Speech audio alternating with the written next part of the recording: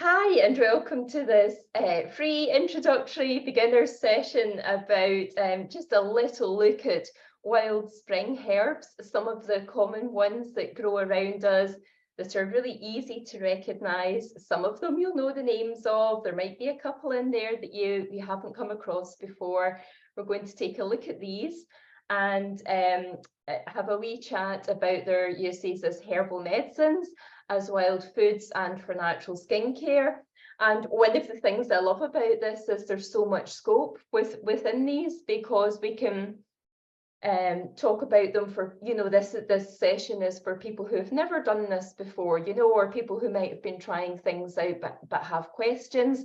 Total beginners are absolutely welcome, and you can work with these herbs on lots of different levels. It just depends how interested you are and how much time and how much of your life you want to dedicate to doing it. But you can work with them at beginner's level for home use, or more advanced level at home. You might decide you want to go on and learn more, or all the way through to doing really advanced stuff with them. For everything, for herbal medicines, for natural skincare and cosmetics and sort of medical skin conditions, and for wild food as well. So I hope that you find this interesting tonight. Just a little bit about me, in case you haven't met me before. It's no problem to people who are late, don't worry, and it's fine if you need to leave early as well. Don't worry, you're not at school, it's okay. But thank you for getting in touch. So just a little bit about me. I'm Vivian Campbell. I'm a qualified herbalist. I did a degree in herbal medicine and I qualified 20 years ago. And I can't quite believe that when I hear myself say it, but it's true. I really haven't done anything else with my life for a quarter of a century. So this is what I've devoted myself to, and I'd love to share it with you. All of my life is working with plants that are edible, medicinal, or can be used for natural skincare, whether it's, as I mentioned, beginner's level, more advanced home use, or right through to advanced training, specialist courses for professionals. So but I love that it doesn't matter where you are on that scale. There's always more to learn, and it's always lovely to just come back to the beginning again, to come back to the simple stuff and remind ourselves. And it's so rich out there. Nature is so rich and varied, and there's so much potential to work with it. And we as human beings have the potential to hugely enhance nature. We're part of it, and as soon as we realize the value of it, and I don't mean monetary value, I mean the value to health and just improving our lives and our environment and everything, our well-being, it starts to change the way that you experience your life and your surroundings wherever you live. I know somebody said earlier that they're on from London. London is a wonderful place to find wild herbs. I go and I teach in London. And it's a it's got really rich plant life there, as most cities have, so don't think, oh, I don't live in the countryside, I can't do this. These things are growing around you wherever you are, and it's just such a pleasure to start to notice them and learn a few bits and pieces about them, because it connects you to it connects you to your surroundings in a whole different way. There's a great question here. What about the pollution in London, though? Have you seen the pollution in the countryside from agriculture? It's awful. So it's arguable that if you pick the right spots in the city, then they're cleaner than being in the countryside, because of all the agricultural sprays. And I say that as somebody who's lived in the countryside for whatever it is, 18 years or something. So yeah, I know it's interesting, because when you start to do this and you start to think about, well, you don't need to eat things or make things, you just recognizing the plants is really rewarding, and knowing a little bit about them, it does change your experience of where you live. You don't need to go out and harvest them and start making things from them. You can buy dried herbs from organic suppliers and work with those for most things. So you can completely avoid that, but it's a lovely thing to be able to see them and recognize them growing around you, because they are everywhere. But when you do start to think about making things, maybe making pesto or steaming, we'll look at some wild herbs, and I'll talk a little bit about how you can eat them and put them in salads. These are the questions that start to come up. What about pollution? What about sprays? What about this? What about that? And it changes it breaks down the barrier that's there between you and your food, and the barrier is all of the blocks between you buying a packet of something from a shop. Because just because something comes from a packet that you've bought in a shop does not mean it's been grown miles away from the roadside, or it hasn't been sprayed, you know. So it's just when you start to think about doing these things yourself, you start to be confronted with the issues that are masked by buying things from shops. And I know this because I've lived in agricultural areas for so long, and I see how close plantations of strawberries and raspberries are to major roads and all sorts of things, you know. So it's really interesting, because you start to realize how polluted the things we buy are, even though they've got nice little pictures on the packaging. And we start to, the more of us that realize this, the more we begin to break down these boundaries, and the more the drive is for undamaged land, clean air, clean water, and that's just going to benefit everything, you know, absolutely everything. So that it's a good thing that we learn about this and we talk about it. So thanks for asking such great questions before I've even got started. Do dried herbs have a shelf life? They do. That's another good question. I'll talk a bit about drying herbs in the session. Enjoyed growing herbs, good for you. Yeah, exactly. It's a really rewarding thing to do, and you can do it. You don't need to live in the countryside. You can, you know, plant things in a pot. One of the reasons I use so much wild stuff is because I was so young when I qualified as a herbalist. I didn't have my own home and my own land that I could plant out my, you know, perfectly arranged herb garden, which was the thing that people did back then. I had to use what grew wild. And I remember just looking in, I was in shared apartments and with flatmates that thought it was really strange because of this interest and job and things, this work.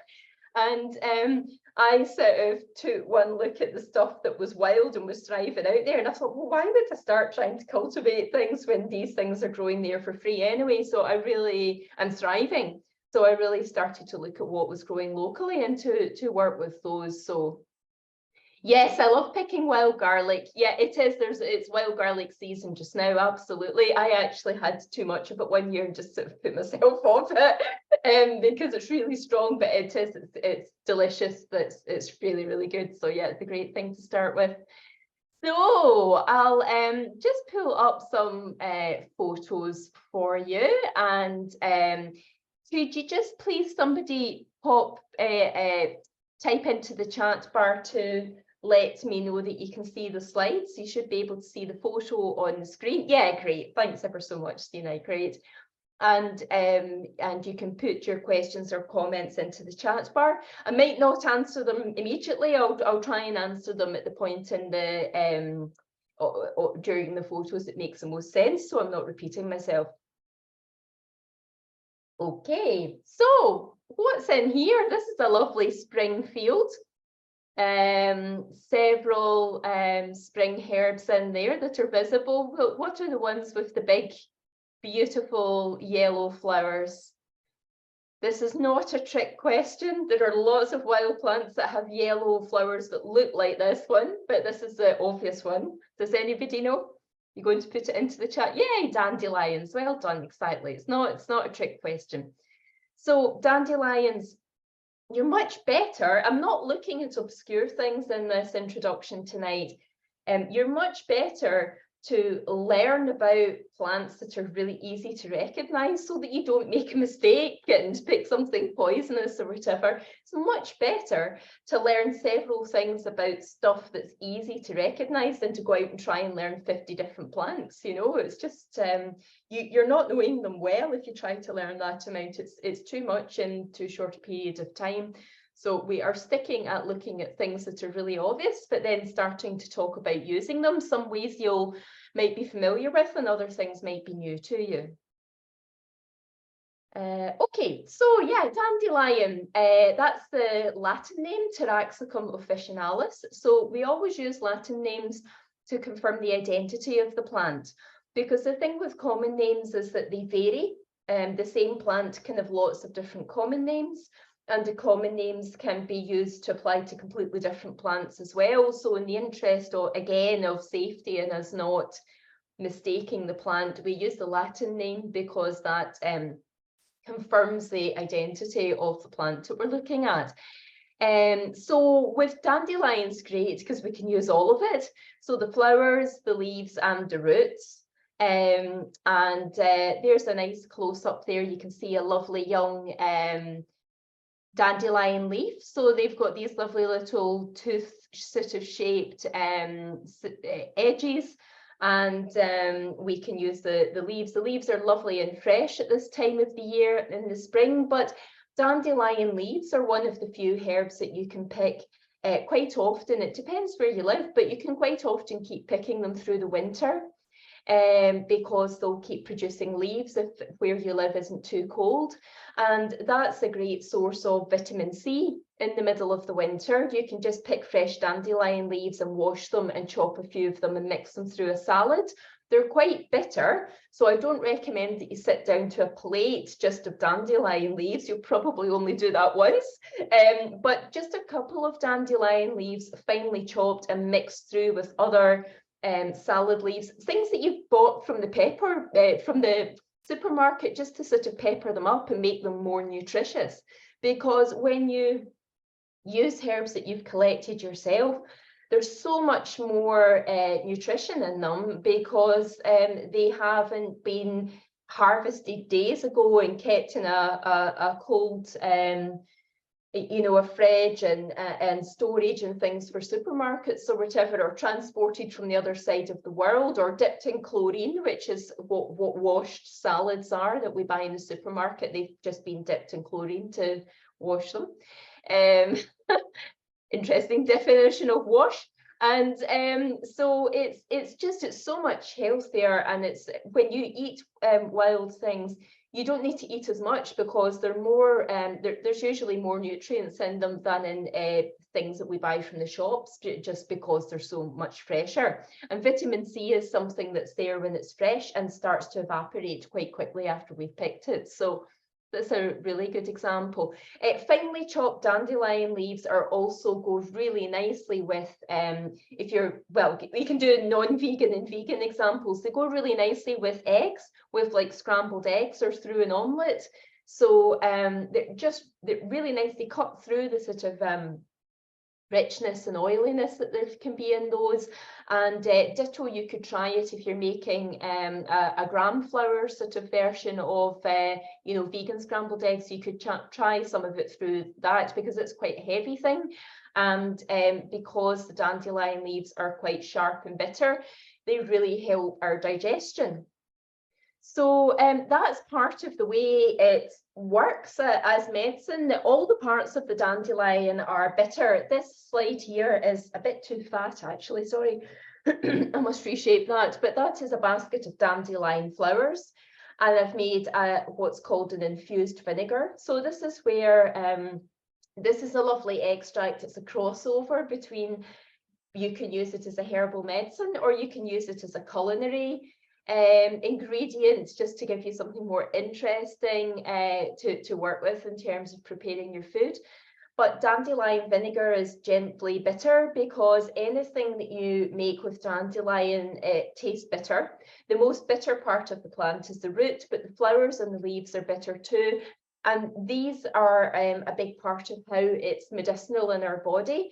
when we taste the bitter taste, it stimulates on our taste buds, those taste buds, and that triggers a whole chain reaction that gets their digestion going. So our liver to produce bile, our gallbladder to release it, the digestive enzymes to be released from the stomach, and the stomach acid, the digestive stomach acid to digest your food, and digestive enzymes to be released from the pancreas.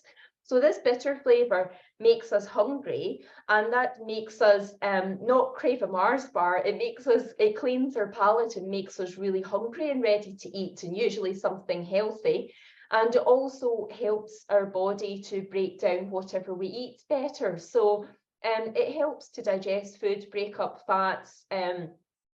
Dandelions also help with, because they are so active on the liver has over 100 different functions in the body. And as well as the things I've already mentioned, it's involved in breaking down hormones.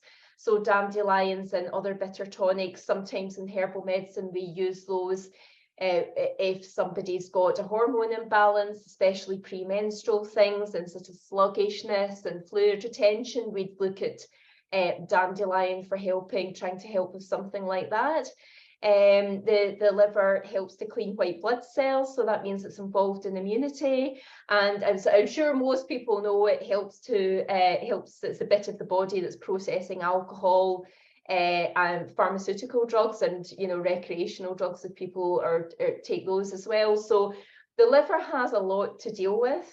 So you can usually really help to improve your energy levels and just how you feel in general by starting to add some dandelions into your diet, because it's just mildly bitter, just a few here and there. The flowers as well, you don't need to make vinegar from them. You can just take a flower and sprinkle the petals through a salad. Again, one flower is enough. Don't add loads, because you just end up with a really bitter dish and it's yucky. Just one flower sprinkled through is enough.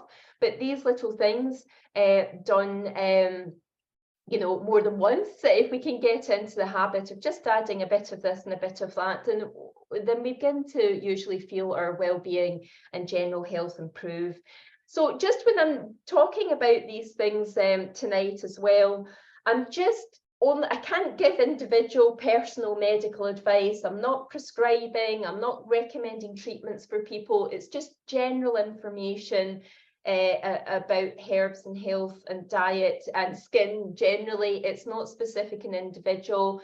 And if people have medical conditions, if they're pregnant, if they have diseases, if they're on pharmaceutical drugs, including hormonal contraceptives, whether they're oral or they're implants or injections or whatever, then I can't relate this to you. It is absolutely possible to treat people in all of those circumstances with herbal medicines, and to take some wild foods and to use some herbal skincare. It's just I can't get into all the not then, this then, that drug, that, not that in this format, because we'll never get through the class. Okay, so it's just an introduction tonight. Does anybody want to guess what this is? This is another dandelion dish. This is a culinary one now rather than a medicinal one. Any ideas? It is not, as somebody once suggested to me, cat poo or any other animal droppings. This is actually dandelion flowers that I've made into pakora. So the lovely Indian things like onion bhajis and cauliflower pakora and mushroom pakora. That's a dandelion flower just dipped in the spicy batter that's made from gram flour and spices. And you don't need to deep fry it because the flowers are so small. So just sort of just coated with the oil, just shallow fried really. And that's some crab apple chutney with it there as well instead of mango chutney. So that's a more unusual but really tasty thing to make. It's good fun. And then this is, these are the roots. So dandelion roots, very, they're the strongest sort of medicinal part of the plant, and the leaves are very rich in minerals, but the roots are even more rich in minerals because the roots of the plant are very nourishing, because that's where the plant sends all the nutrients to keep it alive over the winter. So there's loads of good stuff in there. Think about carrots and parsnips and things that foods that grow in the ground. We know they nourish us, don't we? So that's actually dandelion roots that I've dried and ground, and I'm roasting to make dandelion coffee. You just roast them to make flavour better. It's not, you don't have to roast them. You can just use them when they're fresh or dried, but it's just to improve the flavour, to make it richer. Yeah, I've had dandelion coffee. It takes a bit of getting used to, but it's not bad. Yeah, it's not bad. There is another one that's much better. It's just loads more work. So I'll probably show you that plant today as well. But tea and coffee, just to pick up on that, tea and coffee do not taste nice. You know, you've just made yourself get used to them. Nobody has their first cup of tea and coffee when they're a child or whatever and goes, oh, that's delicious, please can I have some more? We all make ourselves get used to the flavour of them because we want the lift of the caffeine. They don't taste nice. Strawberries taste nice. Tea and coffee don't taste nice. So please do bear that in mind. You've only got used to drinking tea and coffee because you've made yourself get on with that flavour at some stage. Ditto alcohol. Okay. This last one I'm showing you is actually that the dandelion, another great use of it is a skincare one, a medicinal skincare one, which is to get rid of warts. So this blue arrow is pointing to a wart that I had on my knuckle, which I saved for the spring so that I could record this lesson for my students and watch the warts shrink up and go away over the space of, I think it only took 10 days to get rid of them. And it's the sap from inside the dandelion. So it's inside the leaf, the root, but the easiest bit to get it from is the stem. So the bit between the leaf and the flower. And you just squeeze out the white sap and you rub it onto the wart, and it doesn't burn, it's not sore, it doesn't damage the healthy skin round about it. What it does do is beautifully shrink and get rid of the warts usually. I've never known it not to work where people have kept going with it until the warts are completely gone. If you stop too soon, then they just grow back. You need to keep going until you've totally zapped them and they've gone, because it's a virus and it will just grow back. It's opportunistic. So there we go. Okay, so coming on to another one. That's right, somebody's just saying actually about dandelions. I was told as a child, if you pick dandelions, you will wet the bed. So yeah, if you drink dandelions, it's because they're diuretic. So that's where that comes from. It's known in lots of languages around the world as wet the bed, you know, or more sort of sweary versions of that. Less polite names, versions meaning the same thing. But yeah, that's why. So coming on to another great spring herb. Yeah, we've got stinging nettles, absolutely, yeah. Do any of you use those for anything? They're the most common types of stinging nettle, Urtica dioica or repens. You know, it's hard to confuse a stinging nettle with anything, you know, it's a very obvious plant, but just so that you have the information there. So we use the young leaves and the stems, which are what you see here. And as long as the plant is young and fresh and healthy, then you can use those. As soon as the plant starts to flower or go to seed, those parts, the leaves and the stems of the nettle get too old and we don't use those. But this fresh young growth of nettles, you'll hear people say just to use them in spring, but actually you can usually keep using fresh young nettles for at least 6 months of the year. If you just cut them back, they'll grow back again. If you look in the shade, you'll quite often see them growing underneath hedges and hedgerow and bushes and things, so you can still usually pick fresh nettles. The latest I ever remember picking fresh spring nettles was the end of November, so that was a really mild autumn winter, and the plants grew back again like it was the spring. So that was unusual, but it did happen. The other parts of nettles that can be used are the seeds and also the roots. And another thing that can be done with them is inside the stem, it's possible to make fibre from them, which can be woven into linen and makes a really high quality linen, or can be bound into cord and sort of netting and It used to be made into fishing nets. It's really strong, so it's such a useful plant. Medicinally, it's a great thing to make a spring tea from. It's very rich in minerals, so iron particularly, so really good for the blood and to help to prevent anemia. But lots of calcium, lots of magnesium. It's a really good tonic, and it also helps the kidneys to work well. I don't mean treating kidney disease, that's a completely different thing, but it just helps the kidneys filter waste from our body, and they're very delicate, and you don't want to damage your kidneys. It's because you can't fix them, you know, so they're a really important organ in the body that you don't want to get anything wrong with. But what they're doing is they're like a sieve, and they're filtering a really complicated sieve, and they're filtering the waste from the things that we want to keep. So where nettles help them do this, you're helping the body to eliminate waste more efficiently, and so that just makes us better, you know, makes us have more energy and feel brighter, and it gets rid of that sort of sluggish thing. The sluggish feeling that we tend to have can be caused by various different things, but one of them can just be that our bodies slowed down, our systems of elimination aren't flowing, and so we've got waste in our body, circulating in our body. And I like to compare it to two different things about life, which I think are really clear analogies. It's a bit like if you missed bin day or recycling day, you know, all that stuff is accumulating, and then you've got more stuff accumulated for the next time and you can't get rid of it, you know. So we don't want that. We want it to be collected every week and to be taken away and to be dealt with in the right place. We don't want it circling around in our body, making us feel rubbish. So the other analogy is like a motorway.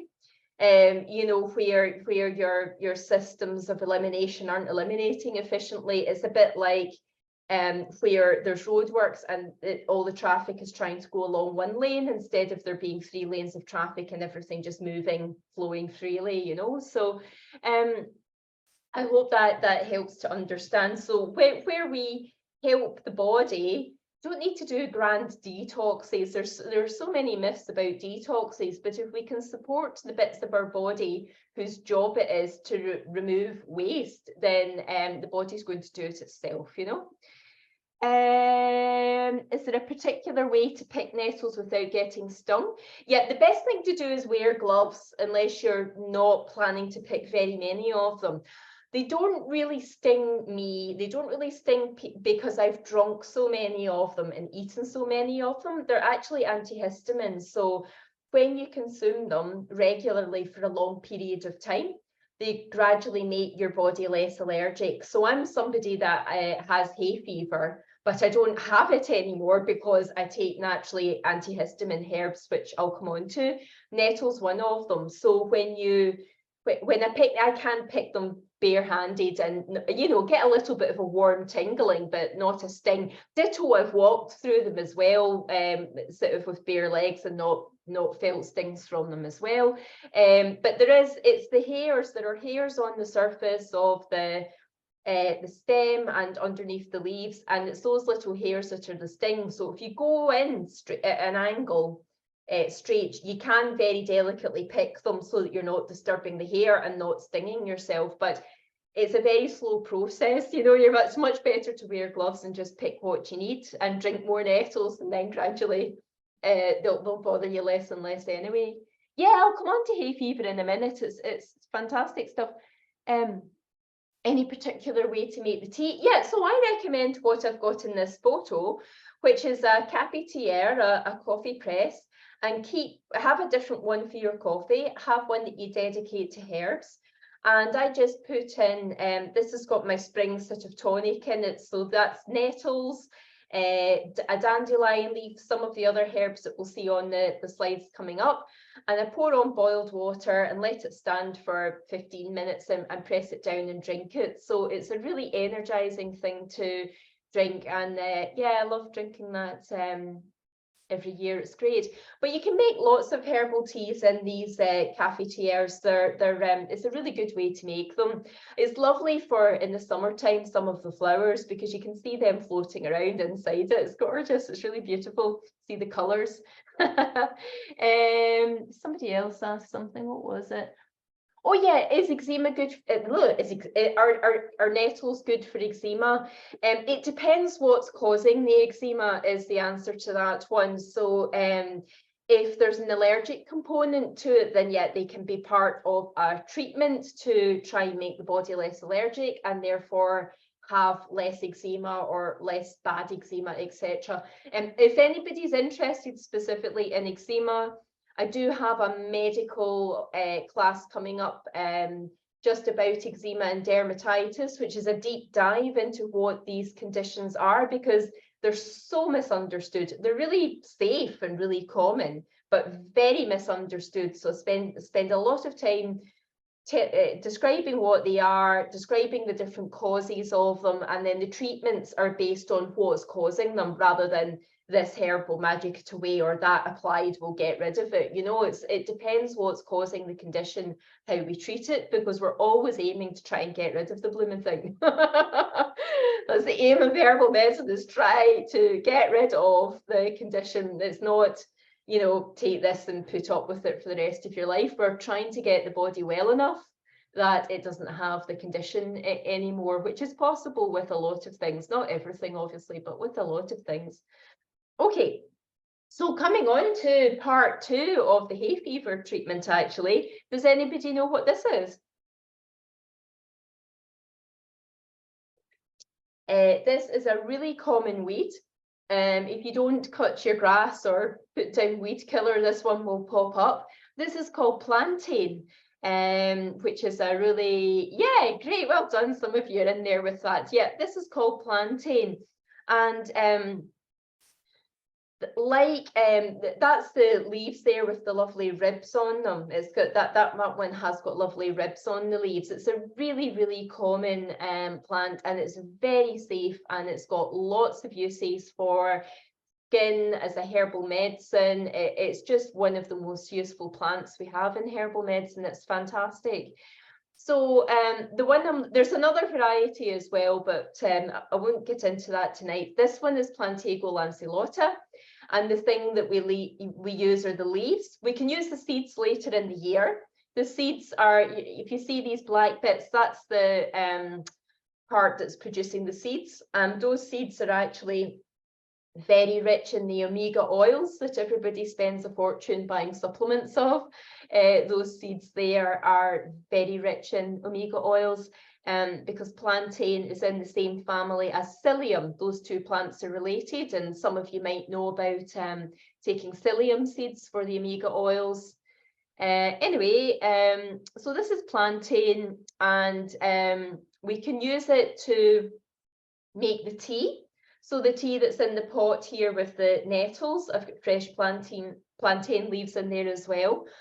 They're very rich in minerals, loads of calcium and magnesium, and it's very often an ingredient I use to make a sort of bone strengthening tonic, especially for women around the menopause if they're concerned about osteoporosis and bone density. Plantain is a great thing to get into the habit of drinking because it's so rich in calcium and magnesium. It's also naturally antihistamine. So to come on to the hay fever and the antihistamine action, natural herbal antihistamines work completely differently to pharmaceutical ones. So as anybody who suffers with allergies will know, if you have hay fever, you know, your eyes might be streaming, you might be losing your voice, itchy eyes, itchy ears, all sorts of yucky stuff, and of course all the sneezing and the snot. When you have all of those allergic symptoms active, you take an antihistamine tablet from the pharmacy, from the chemist, and magically for 4 hours your symptoms disappear, and then as the tablet wears off they come back again and cue another tablet. So what the pharmaceutical antihistamine is doing is it's blocking the signals in the body that are creating the allergic reaction, that are saying allergy, allergy. So it just interrupts that system of messaging. So it's not treating the cause of anything, it's just temporarily blocking a message so that you don't get those symptoms. Whereas with things like nettle and plantain, it's a very different approach. What we do with them is we take them regularly and consistently for a period of months. And the aim with them is that over a period of time, they make the body less allergic. So the cells that line your sinuses, the back of your throat and into the tops of your lungs, these are the things that are reacting, you know, to pollen if it's hay fever.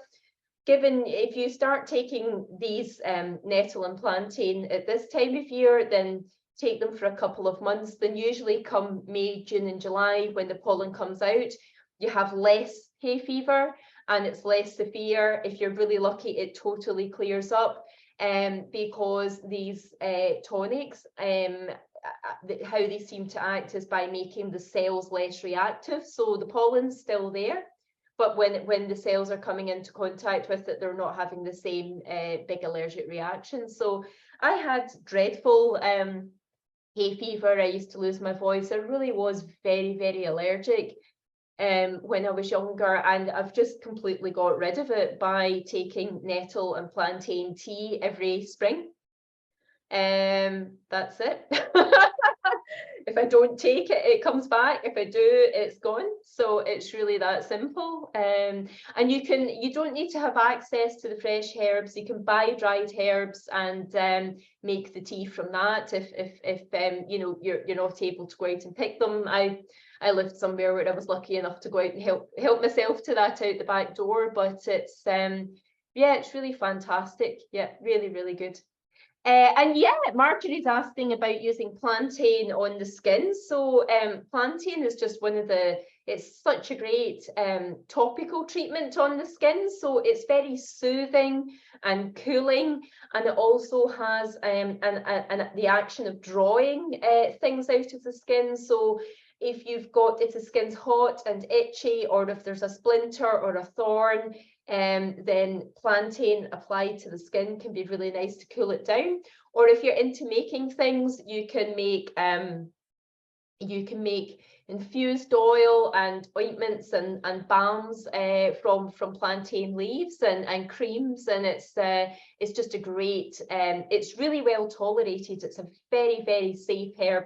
I've never ever known anybody to react to it taking it internally as a medicine or applying it to the skin. It's just super duper. It really is.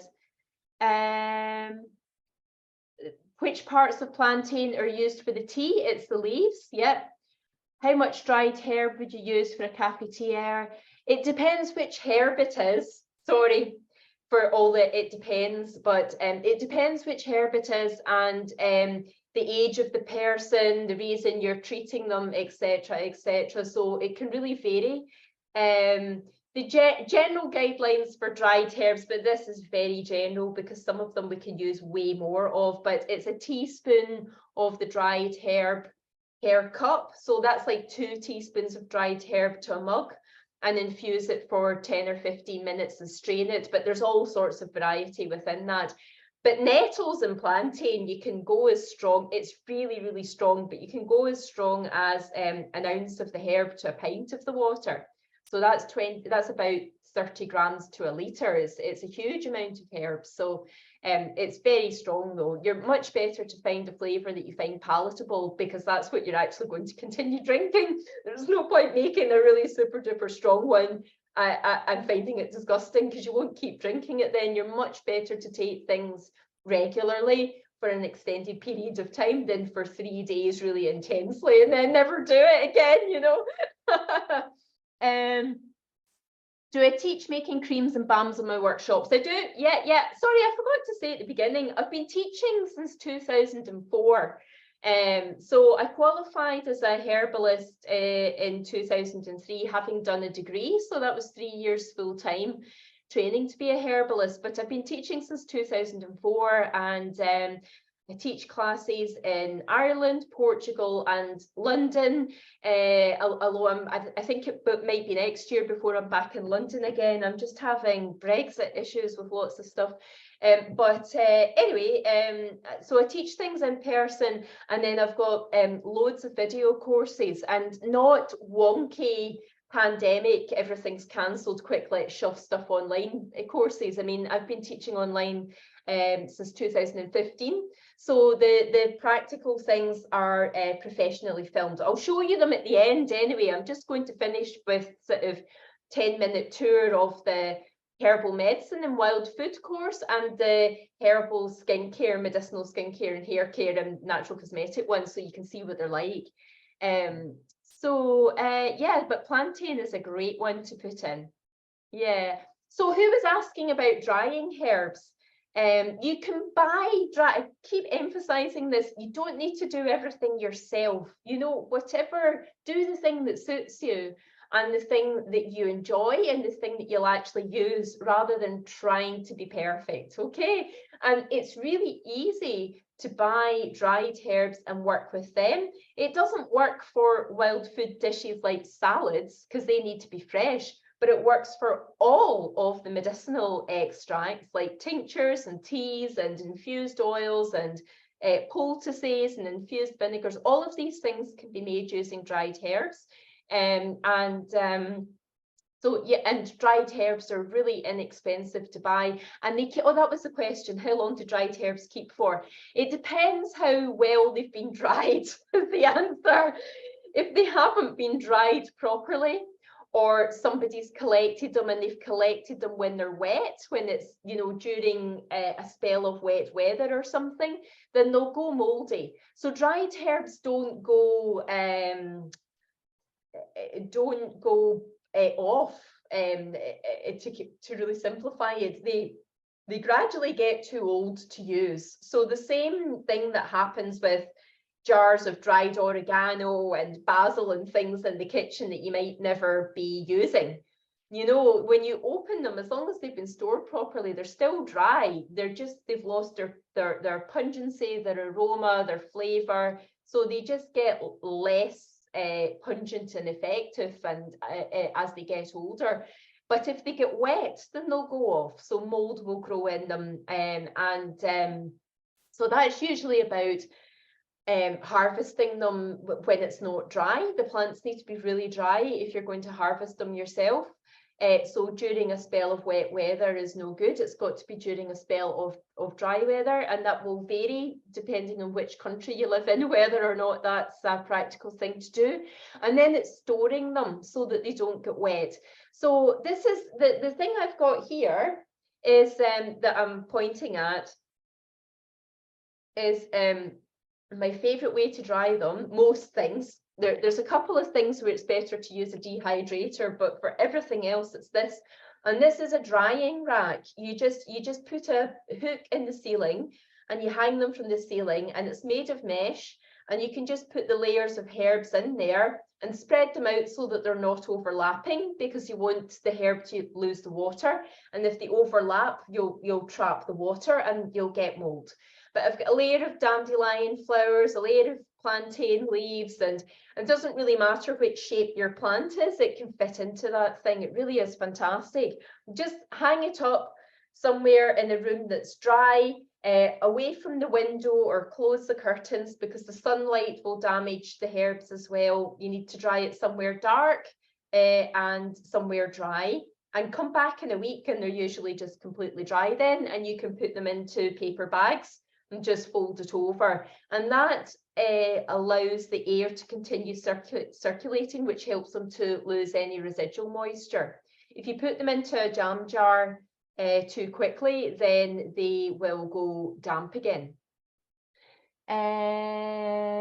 If you're picking, that's a great question. If you're picking herbs for tea that you want to drink immediately, then it doesn't need to be dry weather. The weather thing is about preserving, you know. So if you're not preserving the thing that you're going to make, if you're going to eat it right away because it's a salad, or drink it right away as a tea, then it doesn't matter what the weather's doing, because your tea or your salad isn't going to be around for long enough to grow mold, because you're going to consume it right away. But if you're trying to preserve what you're making so that you've got it in a few weeks' time or 6 months, or for during the winter, which is usually why we're preserving herbs, because herbs are plants. Plants only grow at certain times of the year, usually the summer, and we usually get ill in the winter. So that's why we make all these extracts and preserve things by drying them. It's so that we have the medicines at the time of year where we're sick and we need them. Can you add honey to the warm tea? You can, yeah, it will work better with some teas than others. It will taste horrible in dandelion because dandelion's bitter. It's quite nice with rose and lavender. It tends to work better with floral things. Yeah, so that's the herbs on the shelf there. Yeah, those things are great. They're about €40. They're really, you can probably get them more cheaply now as well, but they're brilliant. So coming on to another spring herb, see if you know this one. Does anyone know what this is?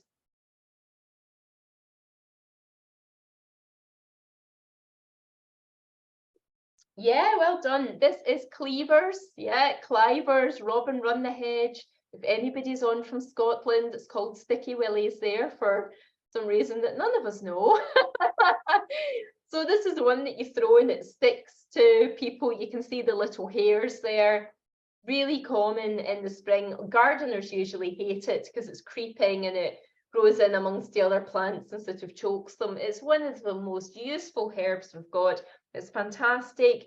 We use the leaves and the stems and the seeds. Whoever was talking about the coffee, Cleaver's seed coffee is the best wild coffee I've ever tasted. So that's for the autumn, you know, the late summer or the autumn, you get the little seeds on them. That's by far the best coffee, partly because it turns out it's actually got caffeine in it because it's related to the coffee plant. But anyway, it's definitely the closest to coffee. But for just now, we're talking about the medicinal and cosmetic uses. So it's the leaves and the stems. And so we can take the cleavers and just put it into the teapot. And again, the cleavers is in that teapot with the nettles and the dandelion and the plantain that's in my spring weed tea that I drink. You can drink it on its own. It's a really, it's a nice diuretic as well. It's really cooling on the body. So it's nice if you're, sometimes you get children who get really hot and sweaty. It's quite a nice one for children when they're like that. But the main thing that cleavers does medicinally inside the body, and I'll come on to the skin because it's got loads of great skin uses as well. But the main thing that cleavers does in the body is it works on the lymphatic system. So you've probably not heard of the lymphatic system. It's this huge system of circulation in the body. When we hear people talking about circulation, usually what we're referring to is the movement of the blood, the blood circulating around the body. But another system that is just as big of circulation is the lymphatic system and the circulation of lymph fluid. Now, lymph fluid is more viscous than blood and water, so it's thicker and it's more slowly moving. And we have some herbs that help it to work better again. We've got lymph nodes or tonsils, all these little lumps and little nodes that we have in our neck and under our chin. The breast tissue is lymph tissue. There are lymph nodes in the armpit and the groin. So it's actually a really, really important system in the body. It just isn't very well known. And but in natural medicine and herbal medicine, we care for the lymphatic system. And again, where the lymphatic system is slow, we tend to feel quite sluggish and bogged down. And this is another thing that can aggravate eczema, acne, cause fluid retention, all sorts of things. But the lymph fluid bathes every cell in the body. It's everywhere. And it brings nutrients and it helps to remove waste. So again, where it's not removing waste, we've got this stuff circulating in our body, making us feel a bit crappy, basically. So it's lovely to take lymph tonics. They usually need to be taken for a couple of months to really get the benefit of them, but they make a huge difference. And Cleavers is really, really safe. Please make tea of it. Don't juice it. I don't recommend juicing most wild herbs because they're so strong. So don't juice it, but make tea. It's really, really good. Or an infused vinegar. If you don't like tea, you can make infused vinegar, or a herbal tincture, which is the herb that's been extracted in alcohol. Can you buy, there's just a few Cleavers questions coming in, which I'll pick up on now before I get to the skin and the deodorant. Can you buy Cleavers seeds for coffee making at home? Not yet. I've been telling everyone about that coffee for years and years and years. It must be about 15 years I've been teaching people about that one, in the hope that somebody invents a gadget for harvesting them, because it's a lot of work, because you have to pull the remove the seeds from the rest of the plant, because by the autumn that lovely fresh green bit that you see there is all brown and yellow and dead. It's just the seeds that you want. So it's a long job stripping it, and then you need to leave it to dry and roast it. I once served Cleavers coffee to a group of students, and we all got about that much, and there were 12 or 15 of them or something, and they said, "Oh, that's really nice, what is it?" And I said, "Cleavers seed coffee." I said, "The only thing is, if it was fair trade, I would have had to charge you all 20 euros, because that took me a week to make." This drizzle of coffee we get a taste of. So I hope it happens. All I can say is I hope it happens, because it's prolific. And it's essentially, if we can start looking at things, these are plants, especially the Cleavers. It's such a good example of a plant that's regarded as a weed that people want to rip up and go out and pour weed killer on. And as soon as you start to learn about it and discover it's got all these different uses, then there's something that can instantly be worked with, and things can be made from it. And I hope we see it happen. I really, really do. I see more people making it now. So at some stage that will lead to somebody producing it, because it just crops so abundantly. So hopefully in the future. Can we use herbs for dogs in a similar way? So working with cats and dogs and horses and goats and sheep and cattle and things, animals will naturally graze if they're in an area where they're free to graze what they want. They'll very often naturally graze the medicines that they need from the plants in the field. It doesn't, it's different specialist areas of herbal medicine. I have treated different animals, but it's not, if this is what it does in a human, that's what it does for an animal. So it doesn't cross over like that. Yeah.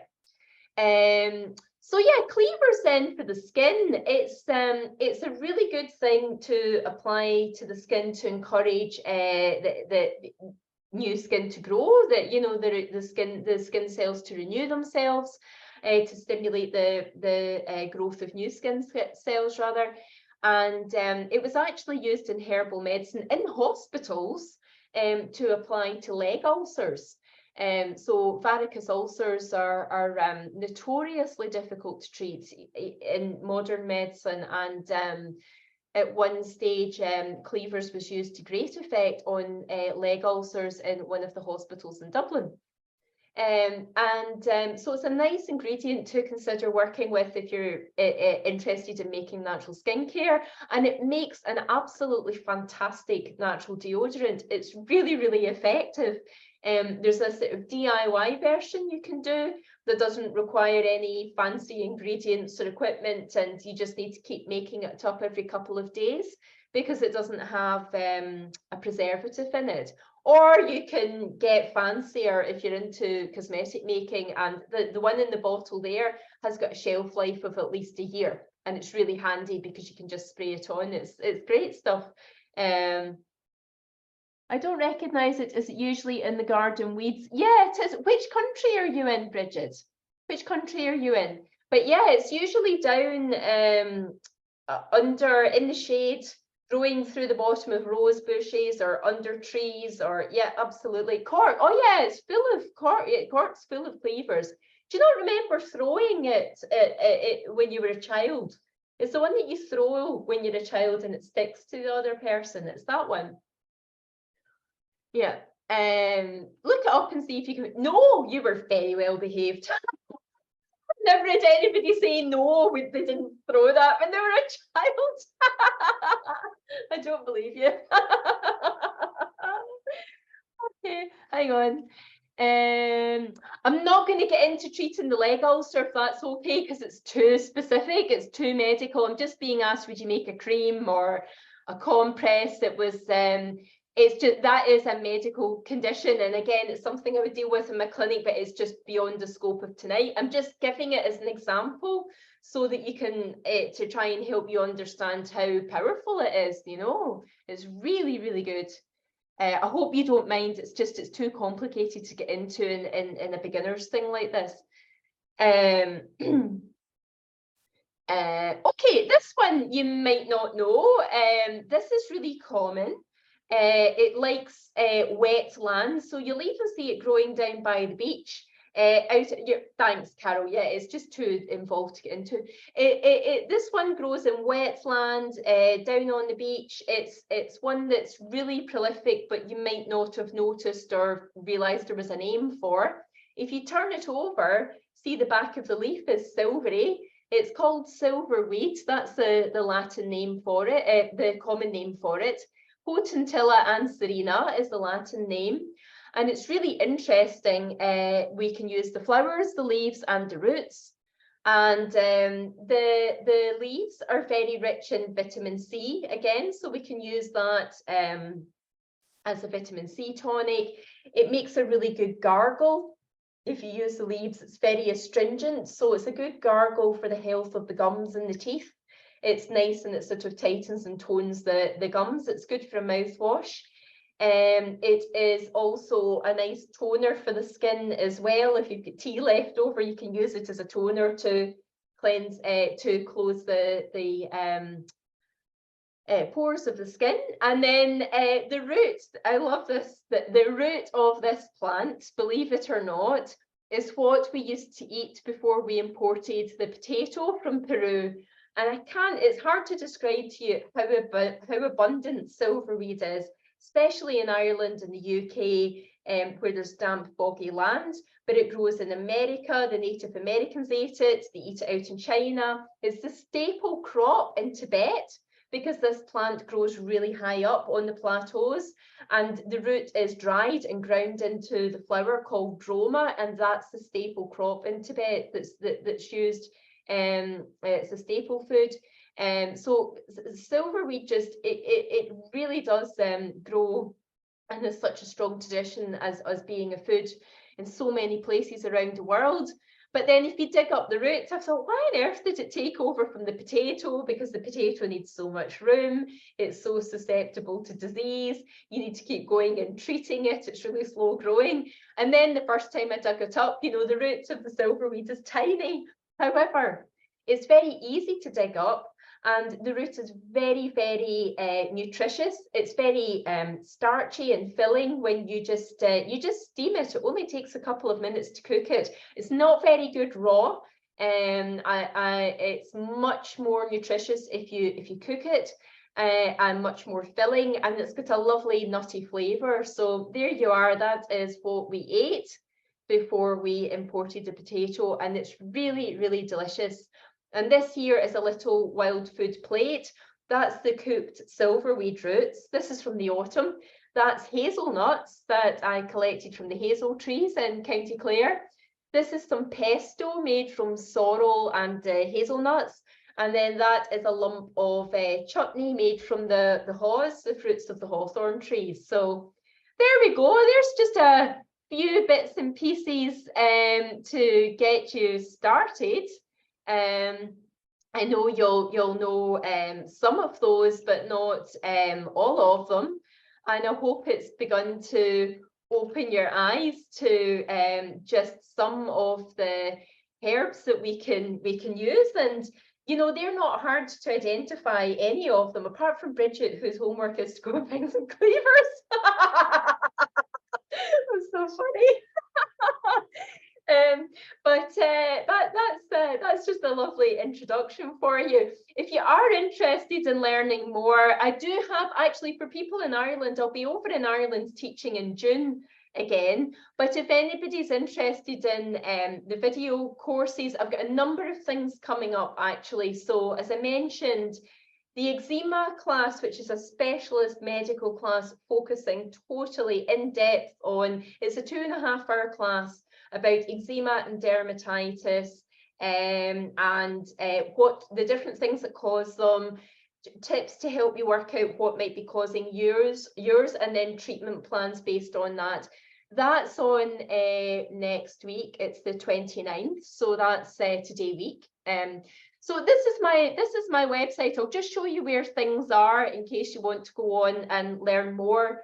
Can you see it okay? Am I back? You should be able to see the homepage of my website, unless Zoom's got stuck. Sometimes it gets stuck, but it's pretty reliable.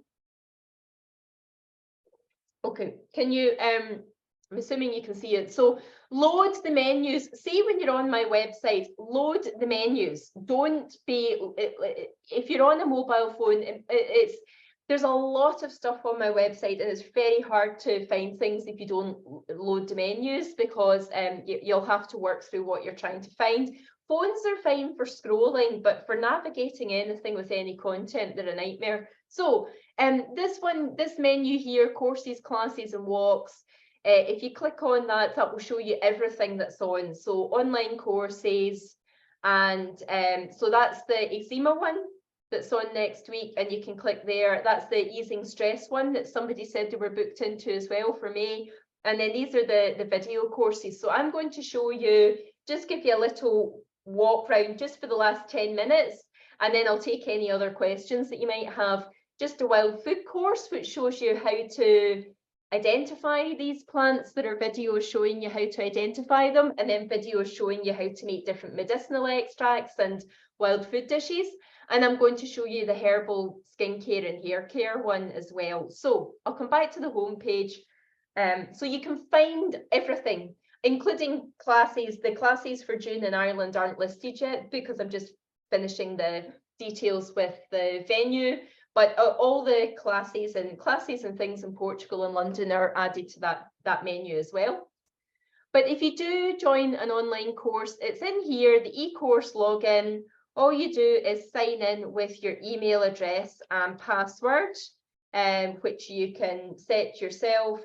When if you enroll in a course or buy a course, you'll use your email address to do that and set up a password yourself.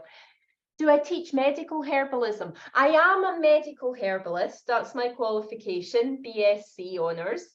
But I don't train people to be medical herbalists because that's a full-time job for a whole team of people for several years to do that. It takes years of training from lots of different individuals. So I don't run a qualification. I'm not a school training people in the professional qualification, because there are plenty of schools doing that already, but that is my qualification.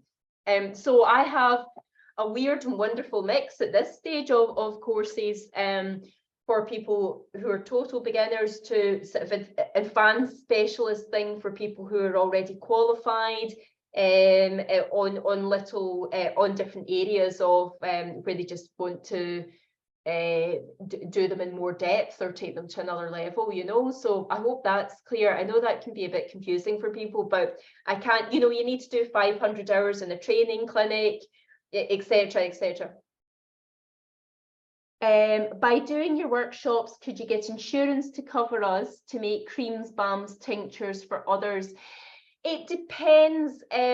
If you want to, so great question. Do you know what? I'll go into the herbal medicine course first. So this is the Learn with the Seasons one, because it's quite a good thing to talk about while we're doing this. So if you want to be, I feel for you, because it's funny. I saw somebody else say the same thing yesterday about a completely different topic, but back when I was trying to find somewhere to train to be a herbalist, it was before the internet was in use, and it took me 2 years to even find a course, you know. And when I found one, I went off and did the one that I found. I didn't have this great big selection of things that I chose from.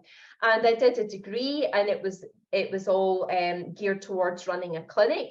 And I ran a clinic full time for years, and I still do it part time. But it was medical clinic.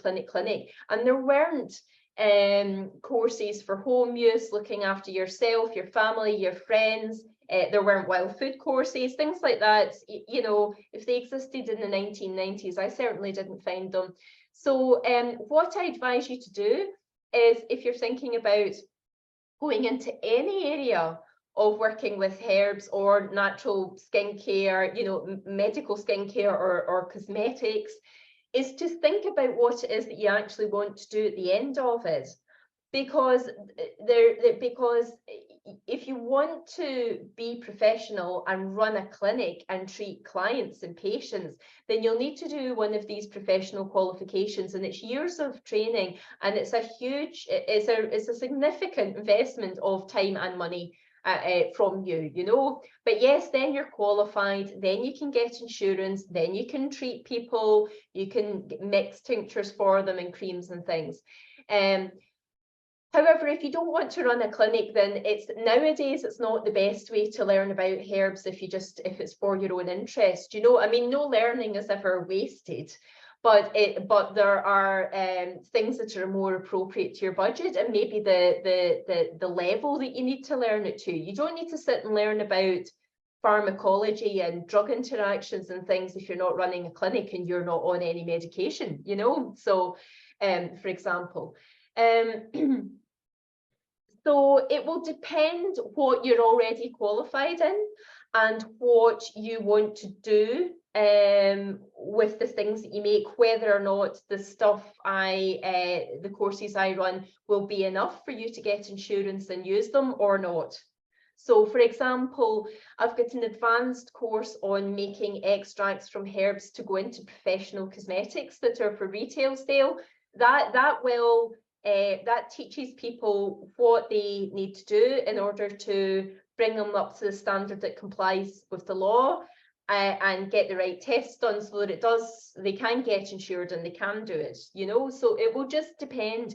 If you're only interested in using herbal medicines for yourself, your friends and your family, then, you know, you don't usually need insurance in that scenario, because these aren't people that are going to hold you medically accountable for them and are going to sue you, you know. So it very much depends on what you want to do.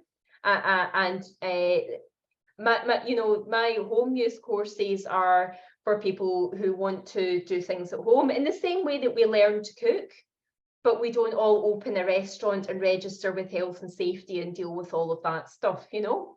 So there is a level of working with herbs that is, if you follow the rules, that's safe for home use, you know, for people who are fit and healthy and well. You know, I like to compare it to electricity. Electricity is really dangerous, but we don't even think about it because we're taught from a really early age how to use it, you know, and we can turn on a light switch and use an electric cooker without harming ourselves. But we don't. But then you can take it to a more advanced level. Some of us might learn to change a plug or change the fuse, you know. But then if there's a major wiring job that needs to be done in the house, you get in a professional, you get in the electrician, you know. So there are all these different layers of it, and I advise you to think about which layer it is you want to do, you know, and then try and find something that's appropriate to that level that you're looking for. You can absolutely email me, you're welcome. So, okay, it's a great question though, because it's really relevant. Okay, so we're inside the herbal medicine making and wild food course. It's called Learn with the Seasons because it follows spring, summer and autumn. And this was filmed in Ireland in 2015. So there's safety things there. You must watch those and read those first. But it's easy peasy if you stick to those rules. And we'll go into the spring course because it's spring. And you can see there's lots of different lessons here. So there's plantain, nettle, dandelion flowers, dandelion leaves. There's daisy. We didn't manage to look at daisy. There's the cleavers, silverweed. There's loads of them. Let's go into daisy just for the crack. So for every herb, there's a photo, there's identification video. So I'm in the video and it's not a wonky iPhone thing. This was professionally filmed with a professional filmmaker. So I'm mic'd up, I'm in the picture, I'm not doing a selfie. So it's to cut out wind and all these awful sounds that you get if you look at DIY things on YouTube. So you can just play the video and it will show you, help you identify the herb. There we are, you can see surrounded by daisies. And then there are photos as well, close-ups there as well. And then for every herb, there's a data sheet. You can print it as well. You don't need to read it on screen. Safety, is it edible? When do you need to be cautious? What are the benefits of using it? How can I use it as a food? Different recipes. And then information about using it as a herbal medicine internally and externally. Daisy is a great one. It's our native equivalent of arnica, so it's really good for bumps and bruises and aches and sprains.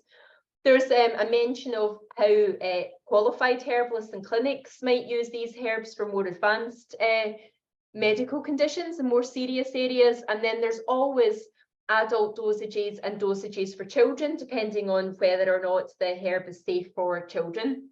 And then down at the bottom, we've got videos showing how to make extracts. So daisy oil, daisy ointment, poultice, that's the photo lesson, decorations, and there's a lovely little forage salad. So it's like that for every herb.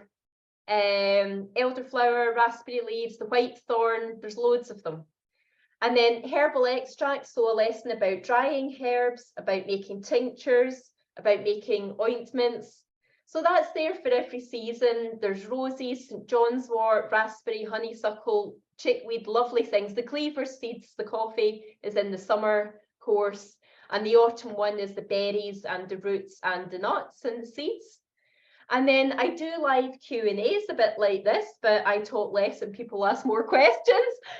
I do these throughout the season. So from April until November, usually when the plants are in season, so that my students get a chance to ask me their questions. So you can see I'm doing one next week and then I'm doing another one in May. And all the webinar recordings are in there as well, so people can go back and watch ones that they've missed. So they can email in questions if they can't attend live. So that is that course, and there's supplier lists and all sorts of things there.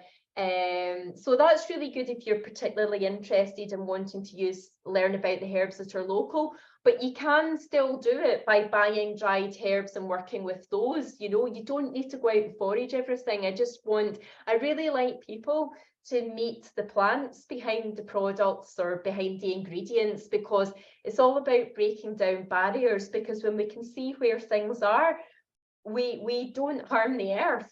You know, it's not about telling people what to do. It's just when you recognize things and you see things and you realize their value, you just appreciate stuff on a whole other level. So it's about demystifying things and connecting everything together, really. So the skincare one is this one. I completely misnamed it. It's called Natural Cosmetic Making at Home with Herbs. I'll probably need to change that. It's basically herbal medicine for the skin, the hair, deodorants, etc., etc. So I cover basic cosmetic making techniques, but everything's herbal, even the natural talc. It's got dried seaweed in it. There's a version with lemongrass that can be used as an athlete's foot powder. So it's got herbs, you can see there's documents there. It will tell you the level. Is this suitable for beginners? Do you need to buy specialist ingredients, or can you rustle this up from ingredients that would be in your kitchen cupboard? So the basic recipes there, the shelf life, how to store it, safety, and then different versions. So there's a deodorizing one, there's the athlete's foot powder at the bottom. So this course takes you all the way through to poultices. That's a lovely poultice, hand balms, more advanced balms, masks, cleansers, toners, facial serums, water-free creams. That's a lovely seaweed oil serum. It's really easy to make. Then we look really specifically at the herbal techniques, so making infused oils, grinding herbs, making herbal teas, drying herbs, deodorant. There's the Cleavers deodorant. Hair things, nail things, and then this is the advanced section. You don't need to do this, but this is as advanced as it gets. So this takes you right up to proper cream making, so hygiene, specialist equipment, making glycerates, making emulsions, and making emulsions with herbs. And again, you just click on the lesson, and you can play the video there and watch me make different things. So there we are. That don't be put off by that. This is the most advanced thing in the course. The other things are all really easy. Well, much easier than that. It's just emulsions. If you want to make emulsion creams, you have to invest in stuff, equipment, hygiene, etc., etc. You don't need it for the other things, so don't worry. Practical tips, how to do the dishes, reusing glassware. Great video there where I took old glass packaging, covered in old labels, and just cleaned the whole thing up and sanitized it and got it ready for use again. I'm really proud of that lesson. And different ingredients guides. We do look at skin issues in this because it's herbal medicine. So we look at psoriasis, scars, cold sores, the dandelion wort treatments in there. I'm just doing one about cellulites for tomorrow, and varicose veins and other things. So if you go into these, then there's me talking about what the conditions are and some topical DIY things you can try for yourself based on what's in the course, and then also where to get advanced help, like when to go for more serious medical treatment. So just try to make it as useful as possible. And there's a herbal reference section there as well. And we do webinars for that too. I still do 4 a year for that one. So that's it. So if you're interested in any of those things, I'm offering a 25% discount on them if you join up by the 1st of April. And there are payment plans, or you can buy the course in full, which is the cheapest option, or you can take out monthly payment plans. So the discount is good for the monthly payment plans as well. And I'll just get you the discount code is, I'll need to check it again, I've forgotten. It's I think it's kittens. I think it's kittens 23. I'll need to double check. I remember it was something funny this time. But I'll get you the link. So it's yeah, it's at this time of year. I always do this, as I said, every spring. So it's there for you if you want to join. And it's nice to get a chance to see what's in things and just have a look around, because otherwise you might not know. Although I think the world's much more aware of what it's like to do online courses now than they used to be. Let me check if that's right. Kittens. It's either kitten or kitten. Somebody else suggested a coupon code. Hang on. There we are. Yep, there we are. It's kitten 23. Hang on, here we go. Okay, yeah, the discount course will work for 2 classes at once. So it's just, I do want to say, it's just for those video courses. It's not for like the eczema class, or there's a couple of them that are classes. So there's the eczema and dermatitis class that's on next week, the easing stress classes that are on in May, and there's an online series for professional cosmetic making, which is classes. It's not for those, it's just for these 2 video courses, and I'm happy to explain why. It's because for those live classes, I only take a small group, because it's like a tutorial. So I can't do discounts on those because I've got it capped at how many people I can take. So I just can't run discounts on those ones. but you're totally welcome to use them for those two courses, which are pre-recorded, and you can join them anytime, and you keep access to them. So you buy them once and you keep them, and that's it really. Yeah. I don't knock people off the platform after 2 years or anything like that. You just keep access to the courses. Okay, hang on, let me see if there were questions coming in. Oh, sorry, I should put the link into the thing for you as well. Just bear with me a moment, I'll get you that. So if you want to, here's the menu that's got all the classes and courses on it. And it's the Learn with the Seasons and the Natural Cosmetic Making, the herbal skincare one are the two that have the 25% discount. If we sign up now but don't have time to use it right now, can you access it anytime? Yeah, absolutely. As soon as you bought it, you've bought access to that. So you can, some people buy them with good intentions and then they get an email 2 or 3 years later going, oh, can I still use this? I'm like, yeah, of course you can. They've just forgotten their password, you know, absolutely. So I hope that's of interest, and whatever you decide to go on to do, you know, I hope you, I just encourage you to learn more about herbs, because when you do, they genuinely are everywhere, and it really, really enriches and improves your experience of where you live. And nobody can take that away from you, you know, and it's such a good thing to do. When you start to learn this, there's so much bad news out there about the environment and things, but when you start to do this, you realize how strong life is, how abundant life is, how easily it adapts, how easy it is to encourage it to stop doing things that you didn't realize you were doing that was harming it, and flip your behavior and just a few things that you're doing to have completely the opposite effect and have things flourishing. So it's just such a positive thing to do for your own well-being, but it's really positive and practical and healing and about us all adapting. And human beings are not the baddies. Human beings have just lost their place because for various historical reasons we got disconnected from nature and our surroundings, and please, whatever your interest is in this, you don't need to go and forage anything at all, but please continue learning the bits that are interested to you, because it's a really important part of the earth healing, people healing, and us all, nature just all clicking in together and us moving on and evolving and becoming so much better. As I have often said on a herb walk in a class, when people said, wow, that's amazing, I can't believe how much you've shown me. Look at it, look at how abundant it is. And this is nature when it's trashed.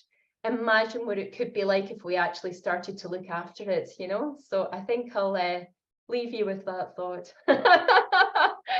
So thank you ever so much for joining me. If you want to email me, then do. The recording for this will go out within 48 hours, and with an email with the links and the coupon code and things like that, in case I messed that up too spectacularly during the live thing. I do tend to get caught up in the herbs and forget coupon codes. Okay, thank you ever so much for spending your evening with me. I really appreciate it. Take care and hopefully see you soon. Bye.